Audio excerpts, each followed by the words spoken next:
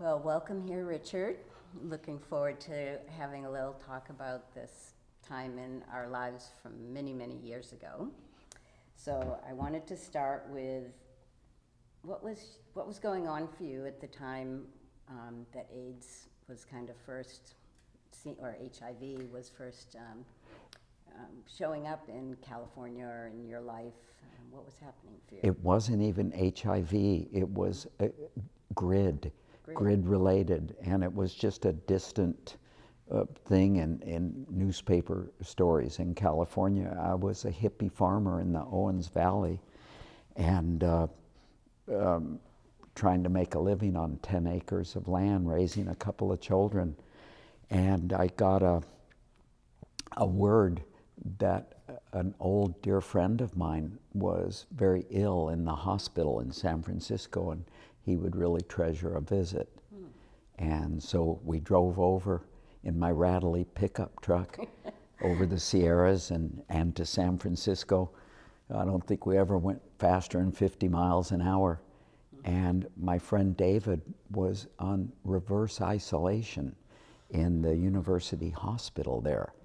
And to see him, I had to put on this whole hazmat, kind of a white suit and a hood, and all my air was inside. And when they opened the door for me, he was in a fairly large space, but the air was being sucked in. No air could even be allowed to come out of the place. It was back in the days we just didn't know anything about it or how you got it. And I visited with David. We'd been quite close a few years before. We'd gone to school together, and I had no idea what to think. I was just there because my friend had asked for a visit, and I'd heard that it was very critical for him, that he wasn't expected to ever come out of that hospital. And after leaving there, we got back in our old pickup truck and rattled back home to the farm. So that was how I first encountered GRID. Do you remember what GRID stood for? Or? Gay-related immunodeficiency. And I had never made that kind of assumption about my friend. But that wasn't intimidating for me for any reason. It was just new information. Our previous experiences had either been us visiting and talking, or he came over with a girl partner one time to visit the farm. So I had no comprehension of anything about this disease, except for the fringe kind of things that this is affecting the gay men in our country. Did you get a chance to speak with him about it and what happened? No, not a bit. It never crossed my mind to go, well, how did you get so sick? He just was so sick. And we were visiting. And I'm guessing he didn't make He never came out of there. I'm sorry. Right. The most I heard about it was afterwards, after he'd already passed on. His sister wrote me a letter and said the visit meant a lot to him, and he's gone. Yeah, I had too many of those visits myself, so I understand. So you were a hippie farmer, and at that point you had how many children? I had 3 children, and well, you have to say 4 because my partner had also brought a child. This was 1980 when that happened, and somewhere in the next couple of years, I was filled with the awareness that these kids are they're going to cost money, and I'm not making it as this hippie farmer, and I thought I need a trade. And the light went on about becoming a nurse. So I made arrangements to come to Santa Cruz and go to Cabrillo College for their nursing program. So you started that in the early 80s? In 1982, I was able to begin the program here. I always thought I was going to get a license and head back home and have an actual paycheck. And Santa Cruz grabbed a hold of me. And you stayed and homesteaded here, and I think had a few more children. That happened too. Yes. So how was that? So you were in nursing school when the beginning of the epidemic was really coming to fruition. It was still not called AIDS, but it went from... At least we knew it was HIV disease at this point. And what kind of training did you have to treat people or to protect yourself and so forth? Do you remember? There was a tremendous amount of fear associated with the idea and the concept that we as nurses were going to be literally the front line taking care of very sick folk.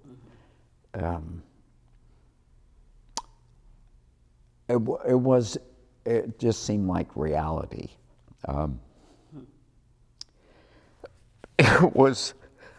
It just seemed like we had no choice but to be ready to do this. And at the same time, we didn't know how likely we were to get sick either. And that just didn't make any difference. Right.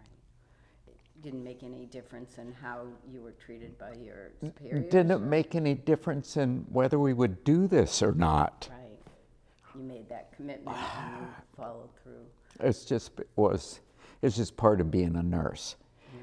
And I had a moment of awareness in some of our visits were to the Veterans Hospital up the road, and I remember going through there and seeing on a bulletin board a little card that said about cleaning your needles with bleach. And it was the first time that concept ever even entered my mind, because even though the definition for who was liable to catch this disease had spread, it was no longer gay men solely, but it was IV drug users and the contacts of these folks. So it was a very much an aha for very personal reasons. As an IV drug user in the 60s, with a real penchant for getting high on methadone that way, it had to occur to me, this would have been me. Right. And that was a momentous realization. This could have been me. So that led you eventually to something we'll talk about next, but how was it for your wife or partner and your children? How did you talk to them about your work or your risks and so forth? That's a really fair question, Mariposa, but I don't recall really discussing it with my children, who were, nobody was even 8, 9 years old at that point. My wife, Susie, was quite accepting of it, a big heart, and I think she had a wide landscape of friendships, so it was nothing shocking to her, and she knew. She wasn't concerned though that you were going to get sick.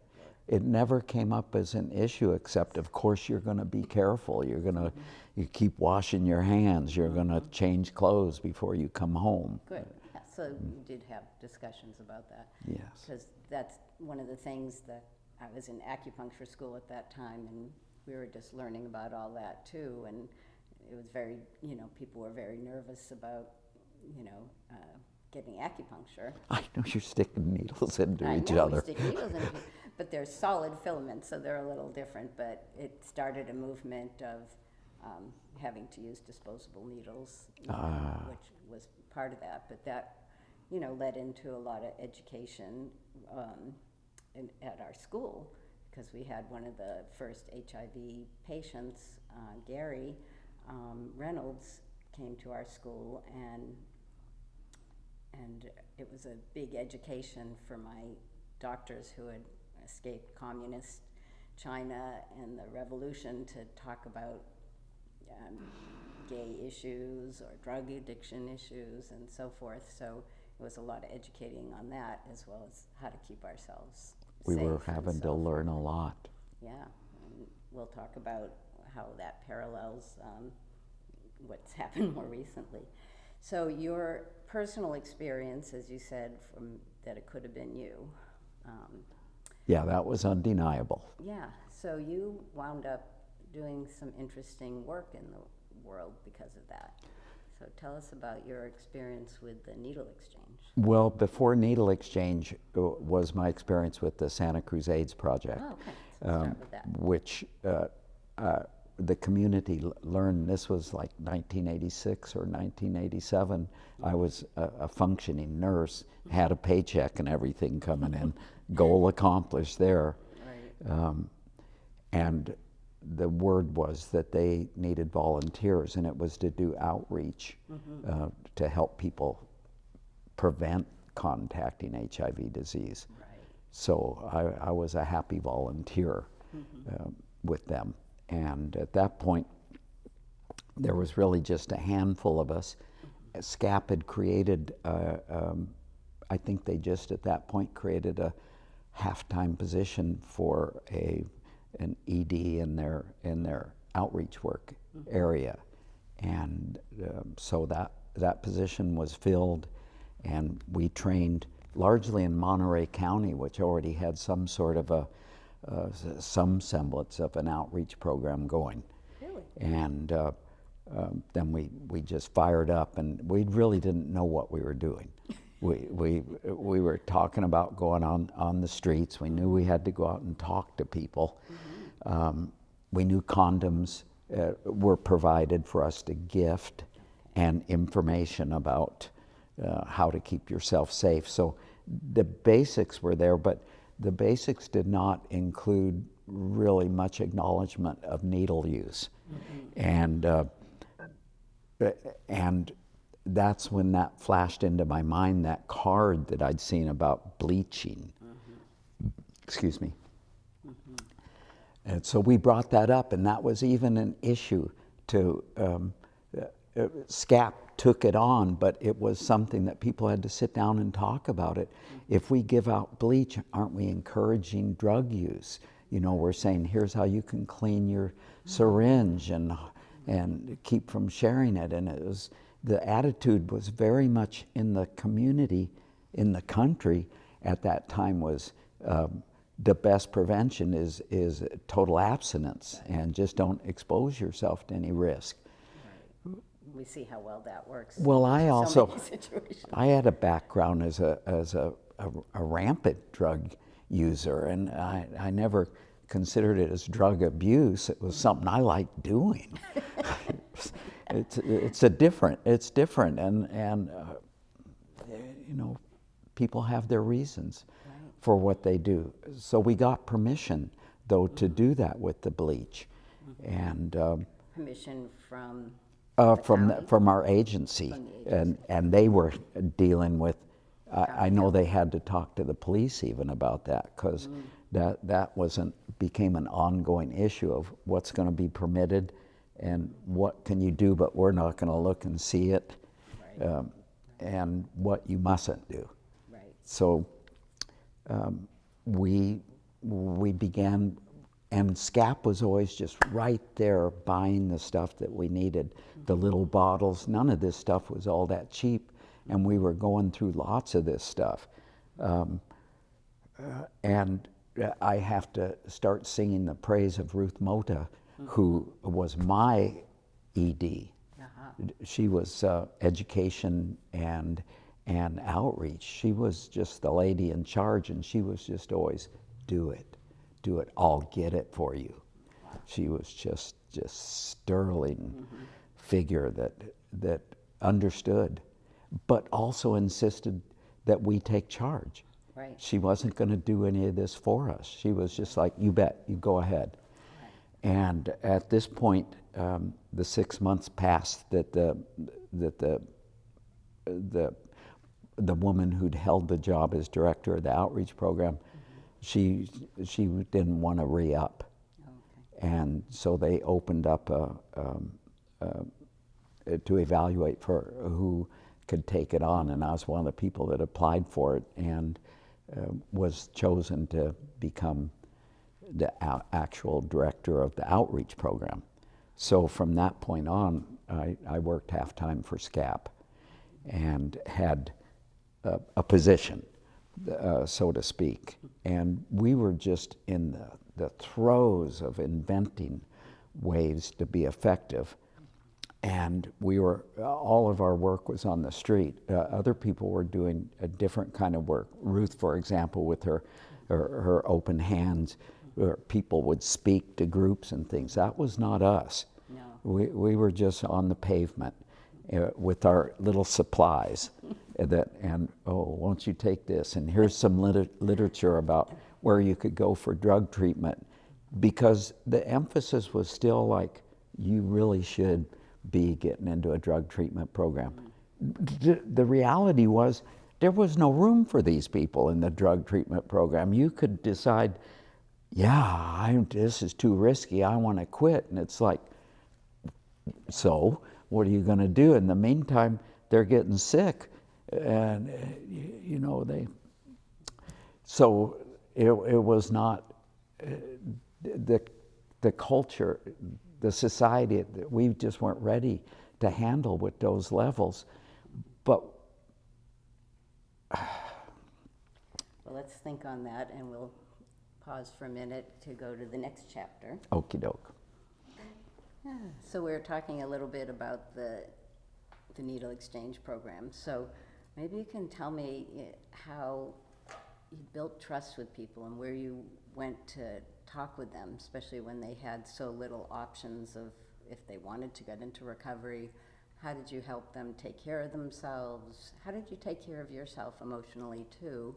And what would be relevant to working with people today with that issue or with other infectious diseases? Well, I think you just opened the door to the most essential part of all of this, which is how to establish a rapport with our target audience. And what you got to remember, we went out onto the streets with an agenda. Here's what you should do. This is what you should do to stay healthy. This is what you should get off drugs. You should.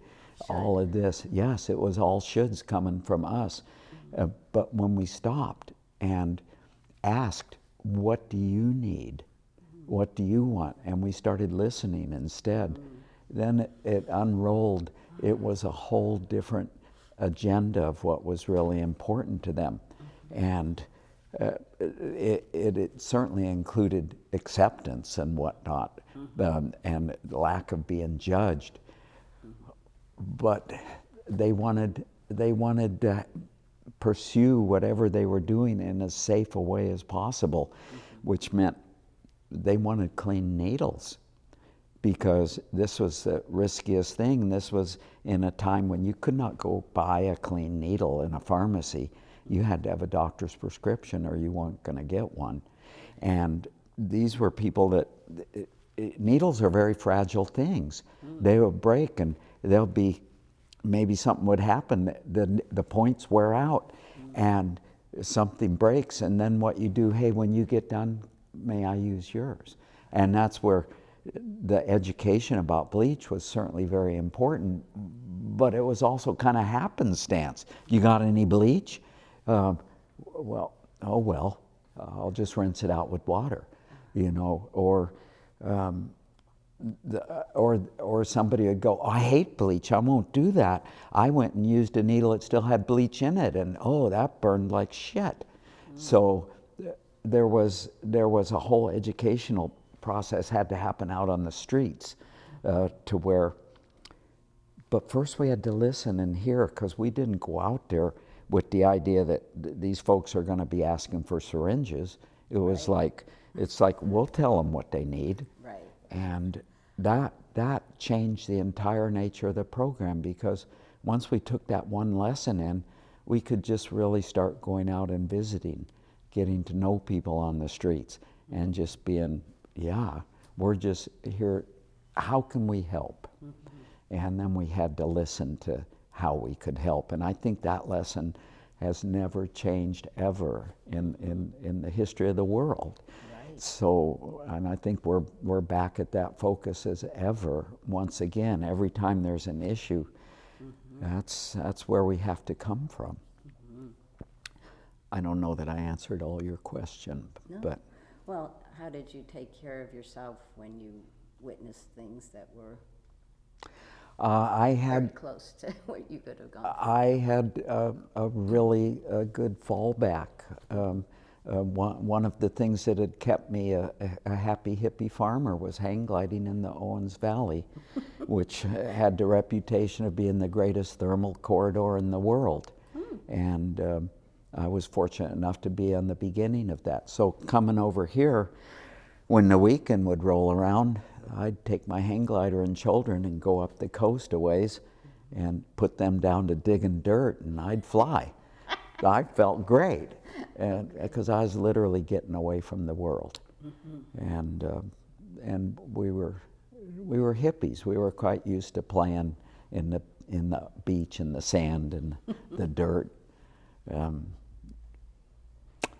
So that was how, so being in nature. And being part of a group that was doing this was really powerful, because part of what I was able to institute as now the director of the outreach program was we would have weekly meetings, and we would gather at SCAP, and people would talk about what had gone on with them, and we would problem solve that and just praise each other so much. So that was certainly valuable, to feel that we were important, worthwhile people doing a good thing.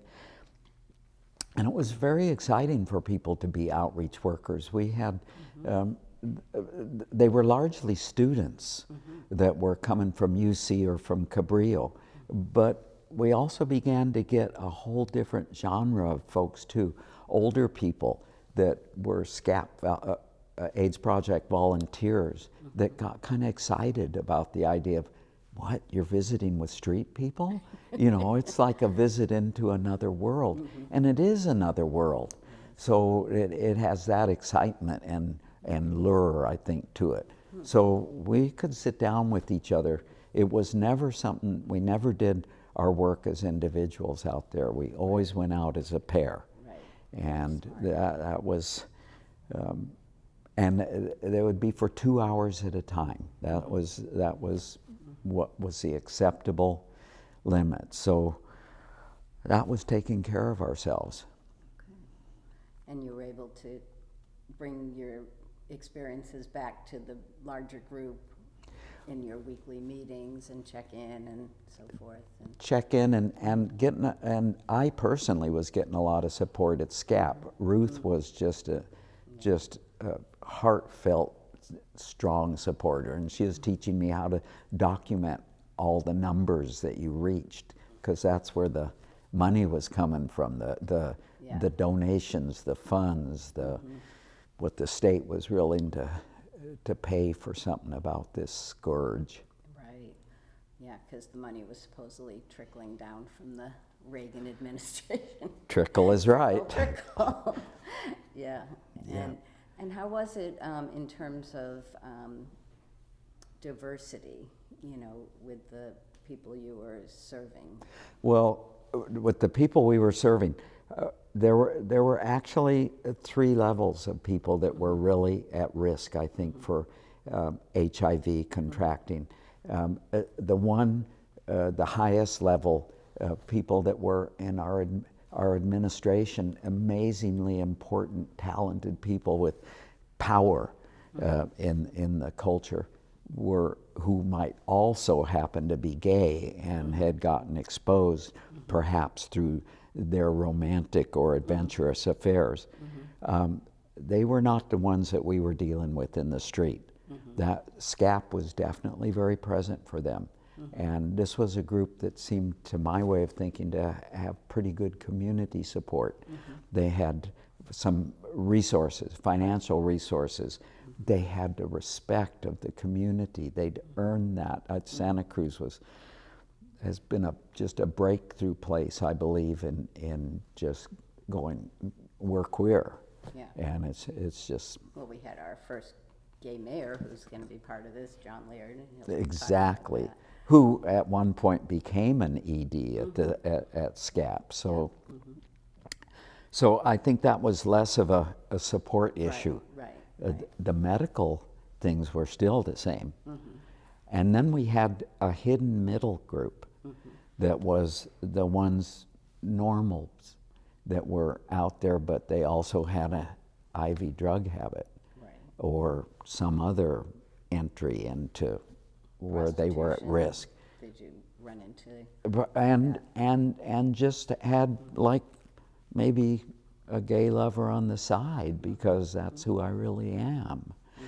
And so there was that. But once again, only after needle exchange started did we encounter our way into that community. Meanwhile, there was the street people. And they were just the wash-ups from every part of the country. You know, they were black, brown, white, yellow.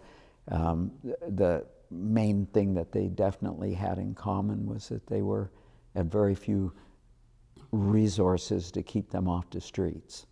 Their community, their village was on the street. And after we started asking, well, what can we do that will make it better for you to stay safe?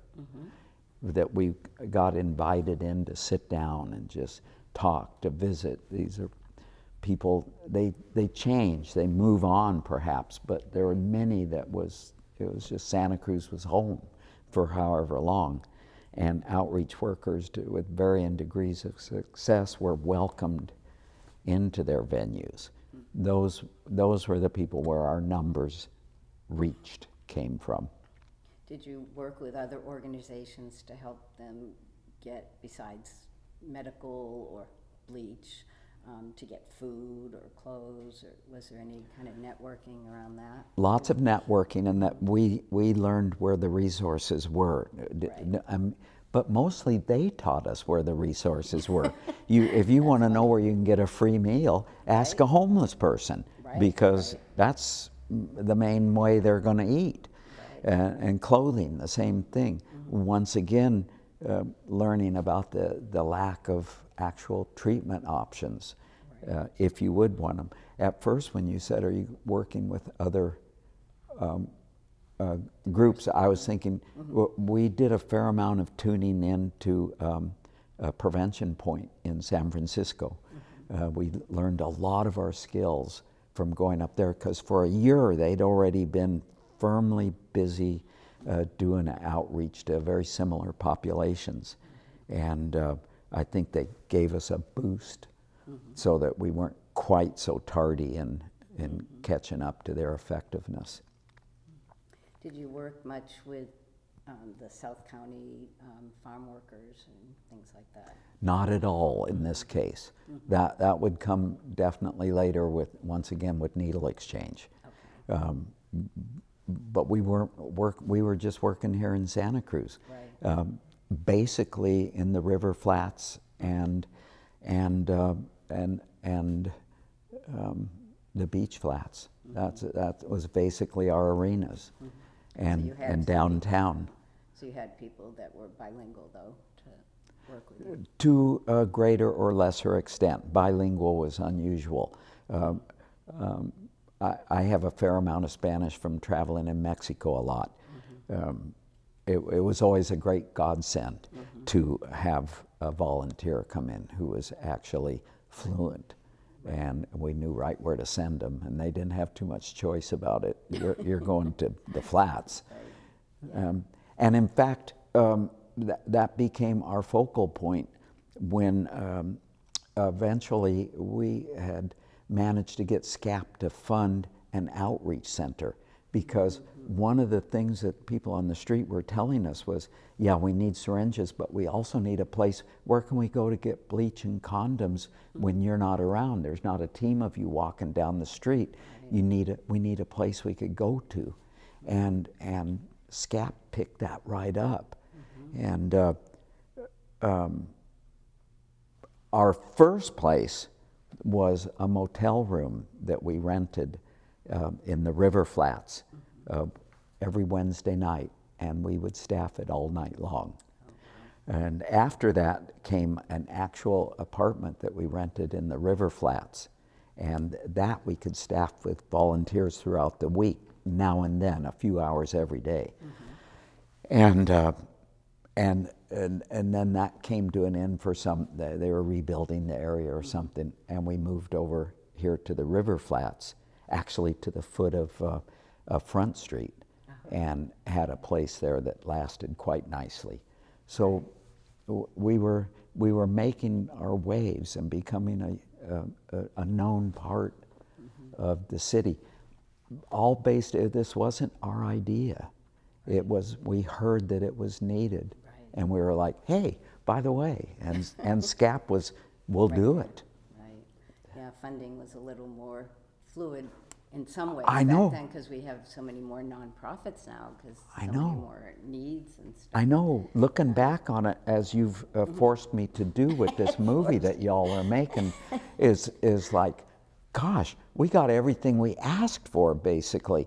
Maybe not in a hurry, but it was okay to ask, and it was going to come out. Right. Yeah. And so we didn't know, like you said at the beginning, you know, how we were exposed and how to protect ourselves. What information would you give to people now to protect themselves? And what group of people do you think are most at risk at this time? Well, as always, anybody sharing a needle is at risk with whoever you shared that needle with. We just simply know. It's like the old conundrum about sexual protection. If you don't use a condom, you're fucking everybody that your partner ever did. Right. So same thing with sharing a needle, but just even more instantly, blood to blood. So that just becomes something that we have to take care of that. There's simply no room. The other stuff gets a lot fuzzier because we didn't know, but just sitting there next to somebody that had the disease, was I in danger of inhaling it? We just didn't know. Right. And I remember my shock, but in a kind of a humorous way, of when I first started working at Natividad Hospital, and going out onto the floor to deal with my clients, and some very happily obvious gay man going, "Nurse, it's time for our enema." and I know this person is joking with me, Right. But also it's like, you got to be careful there. Right, sure. So that would be... But your question the is more same thing. specifically about the danger for now. I'm pretty naive about any danger other than the blood to blood and unprotected sex. Yeah. Of course. Yeah. I was thinking more of some of the, but we can talk about that later, some of the groups that might not be aware that they're in danger, potentially. I think that mostly educated, you know, I mean, a lot of people, even in the gay men's community, think now that there's these preventative drugs, that they don't have risks, but I've been hearing more that it's often older people and people, women of color, and people in nursing homes, because they're not thinking they're out on the street, and you know, things like that. The So I was wondering if circumstances. yeah, but you haven't really been in that. I world have much. been out of this field for decades. Right. Okay. All right. Cool. Thank you. So Richard, how do you feel about us making this documentary? Well, I feel incredibly blessed. I haven't thought about what we did, what my role in it was. I don't do that on a regular basis. And the fact that you're doing this, what you call it, I think that it's totally heartfelt due and welcome, but I'm completely surprised. So how do I feel? I'm a little bit in shock, and it's opened up this whole part of my life that I don't pay any attention to. And when I look back on it, I go, oh my, we did incredible stuff. And I'm so grateful to be part of that and to be reminded of it. It just, I feel super honored. I don't know if you ever wake up and you just, maybe you're in a good mood and everything, but you still go, God, I don't know that I'm that much good for the world, but you know, here I am, glad to be alive. And then somebody comes along and goes, good. I feel like that's what you're doing. It's a welcome feeling. Yeah. Thank you. So you and a few other people started the needle exchange program in this county. Me and one other person started the needle exchange person in this county, and it was not something that I talked over with my boss or anybody else at SCAP. It just seemed too, we'd been talking about the concept of needle exchange in a more large areas, what was needed, but it just, it seemed insurmountable, the legal issues and the social criticism of it. And there was myself and one of the other outreach volunteers, Jennifer Cook, who has never been recognized for her incredible importance in this, who is also a nurse. So she was looking after people in a most intimate way that were ill. We just realized from listening to our clients on the streets that there was a step that we needed to take. And it was the two of us doing it. When we would do outreach together as a pair, we'd always carry some syringes with us and let people know that we would do a one-on-one exchange. Yes. How did you get those needles? I stole them. I was working as a nurse, and I had access to syringe needles, which were the right kind to use with their itty-bitty points. And I would fill my pockets with them when I left my shift every time, and those were what we used. We would have happily bought them. They were just unobtainable legally. What motivated you to steal needles, risk your job, and do something that SCAP hadn't actually told you you could do?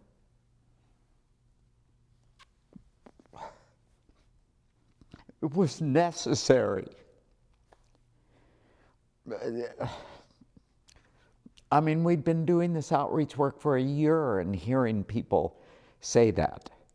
And we'd seen the crap that they were using, and seeing people sharing this stuff and we could, so we did. You did because you had to.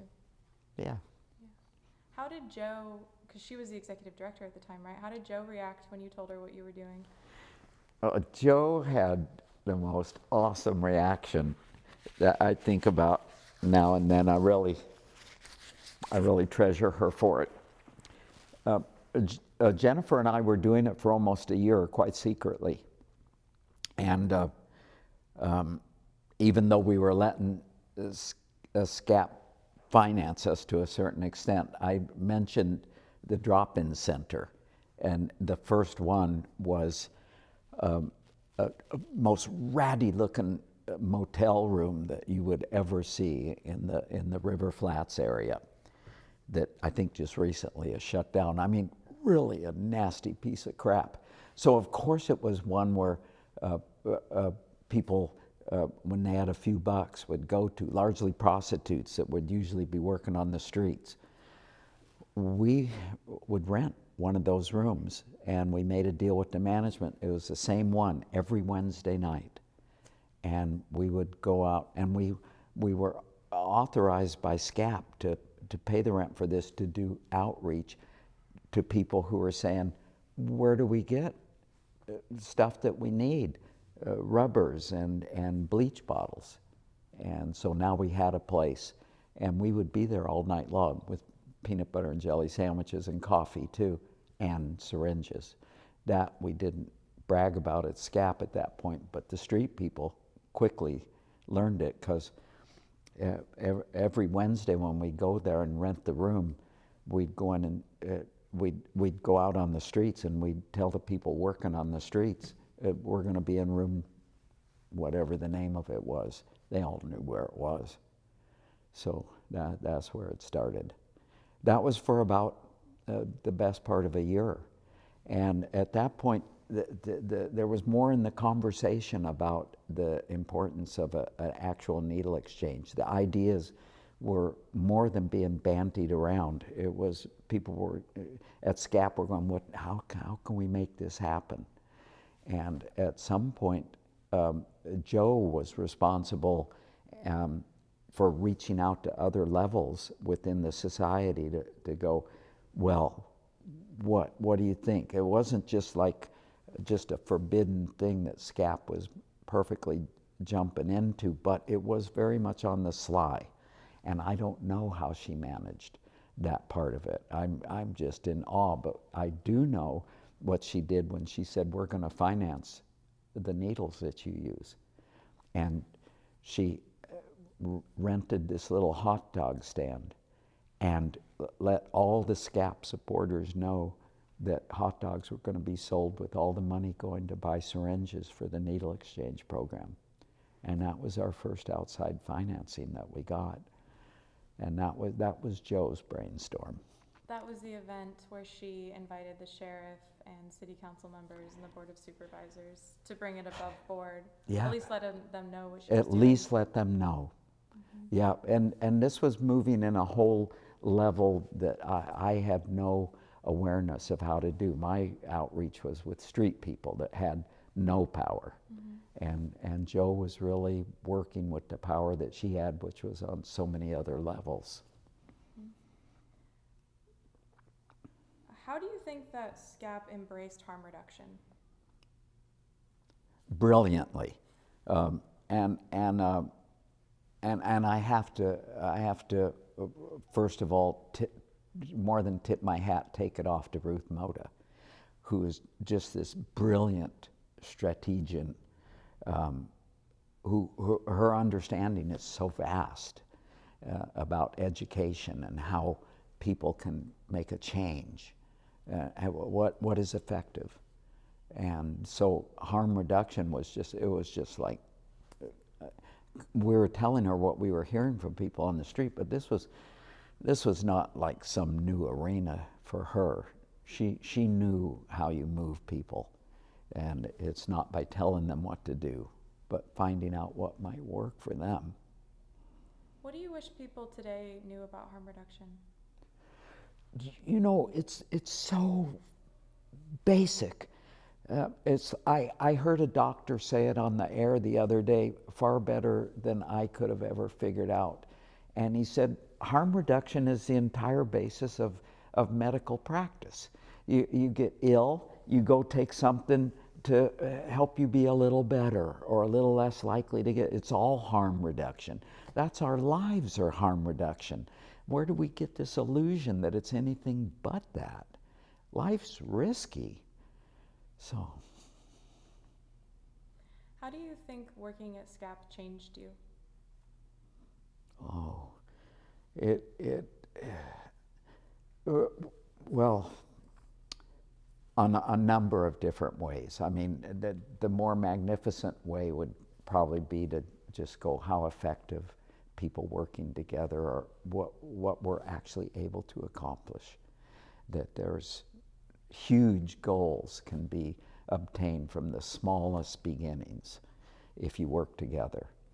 And seeing that on a very personal level, it empowered me to be a director kind of a person, where it's never been an aspect of my personality or any sort of sense of what my gifts were.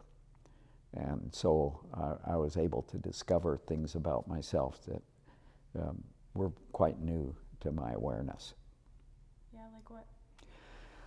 Like the power of feeling comfortable with taking charge in a situation, with feeling comfortable with trying to find out what people think and trying to figure out creative ways of directing their approach and their awareness in a little way. Try to figure out where the windows and doors might be in people's lives where they could let in a different kind of light, and just to empower them to consider something differently. My partner gives me kudos all the time for, she said, you're just an outreach worker, and that's how you meet people, and you treasure them.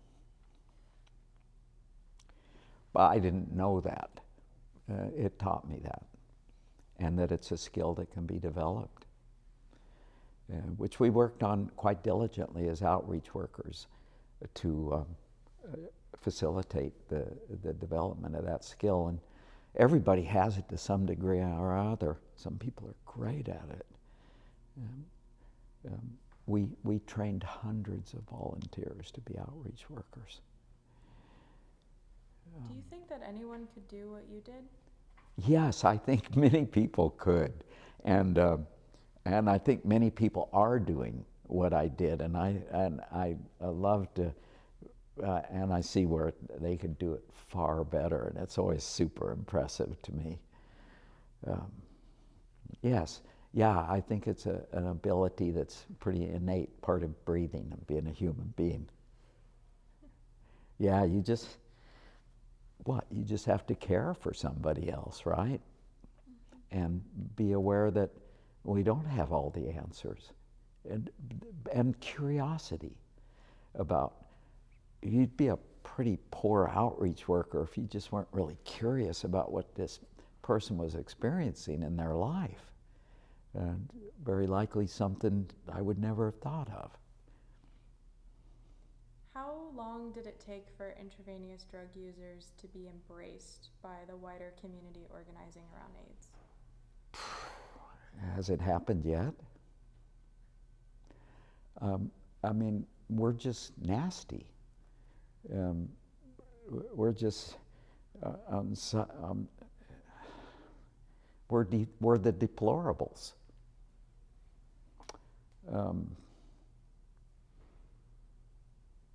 And maybe that's okay. I'm pretty convinced, actually, that most of the societal advancements that happen are going to be accomplished by the deplorables working together. Because you just can't be that sure of yourself or that you have it right. Or we don't budge from where we are. I like that Leonard Cohen line so much, cracks are how the light gets in, only I think it's cracks are how the light gets out. I think we're all filled with light. But we're often trained to just keep it armored. And no change is possible if we won't let it out. And most of us get those cracks from various wounds imposed on us by that same society. So I guess that's good. So Richard, when people would come up to you and Jennifer and say things like, you're encouraging drug use by passing out needles, what would you say? Well, we were health professionals, both Jennifer and myself, and so we could say something like, we have seen the effects of what this disease is like on people. We've taken care of them in that sense.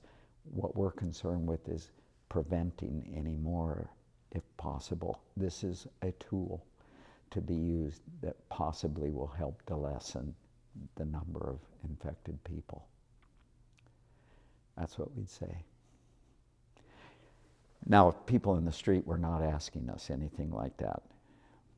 But, of course, this was a question that came up so much as it got larger into the community about SCAP proposing. It actually became the Santa Cruz Needle Exchange Project once it came out in the open. and they never hesitated to be fully in support of it. But that question must have come up just daily from somewhere in the community. That question still comes up daily here in this community. Of course. Yeah, the Harm Reduction Coalition of Santa Cruz County has been sued a number of times. Yes. What are your thoughts on that? Being sued? On just where we are now currently with the way that needle exchange programs are treated in this county.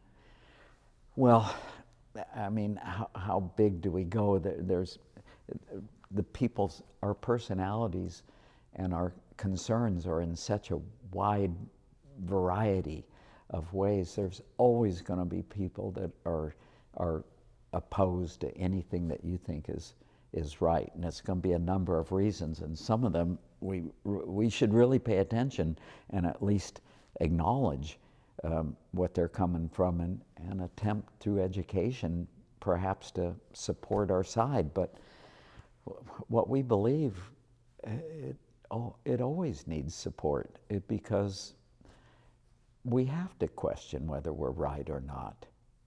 We're not beyond right or wrong. We could easily be mistaken, but as health professionals, it was like a no-brainer. That's just where it was. We knew. So you have to base your actions, if possible, on what you actually know. That doesn't happen all that often, that you know anything.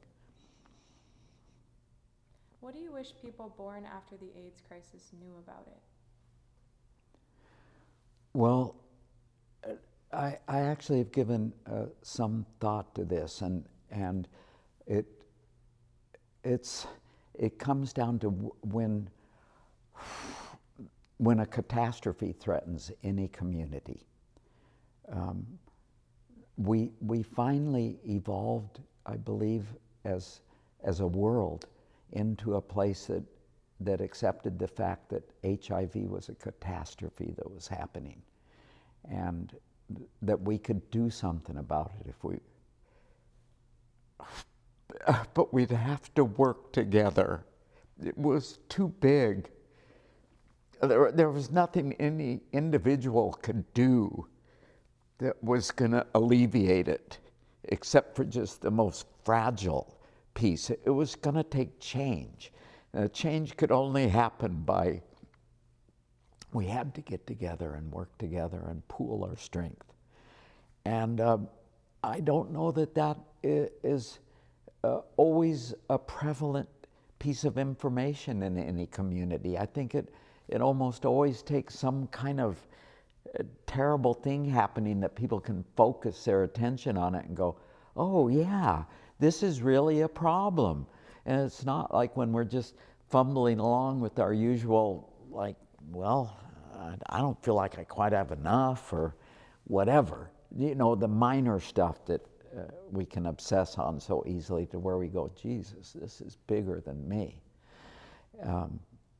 And I don't know that that's a thing that we wish on our culture at any time, because there's always going to be this huge number that pays the ultimate cost for that. And that's who you worked with. Yeah. Yep. Yep. I know so many people paid that. And it's so, and they all had a story. They all had some sort of a life that had led up to that point that was going to be gone.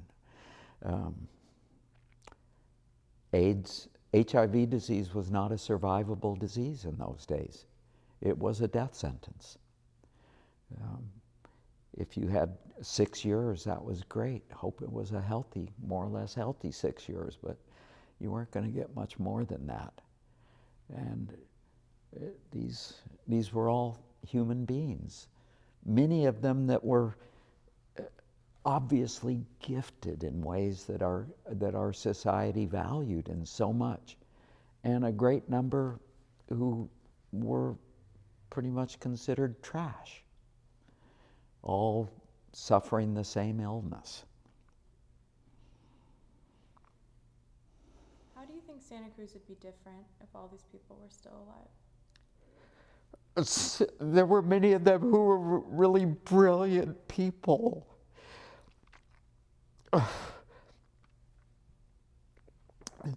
What they'd already given, many of them had already given to the community such precious gifts.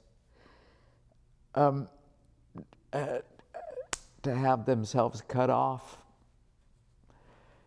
to the extent that their gift giving was over, I mean, it's a good question, but give me a break. It's just so obvious. We would be a richer, more fertile community. There'd be a lot more beauty.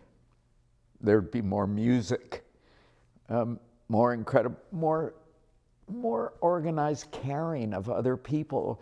You're talking about health professionals and artists who were brilliant, and musicians who gave us amazing sounds. It was much of the cream of the crop was taken. How do we live in their memory, you think? Well, there's a good question. I think a good part of it is probably to wonder how we could be more present in forestalling that kind of a disaster. The other suggestion, excuse me, is how to treasure each other while we have life. It's fragile, and any of us only have so much of it.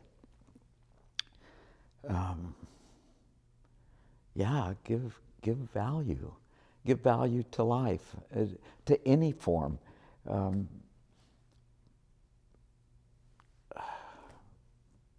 Even to the desperados, perhaps, and people who have no social regard. Maybe there's something we need to learn. Maybe we pay attention. Maybe we could do better by each other. Look around. I mean, the obvious thing, we talk about homelessness, for example, and it's like, we know there's solutions for that. We could be building thousands of tiny homes and putting them in areas that still haven't been built on, and it's like, why don't we do that?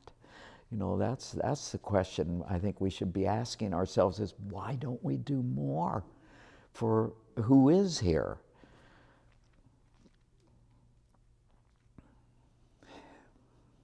So looking back on your life, do you feel good about the risks that you took? I don't really feel that I took that much risk. You just did the right thing? It was the right thing to do. Yeah. No, I'm grateful to wake up to the fact at that moment that I knew it was an option. It obviously made a difference. You know, I don't know that anything else that I'll do in life would make any sort of a difference like that, but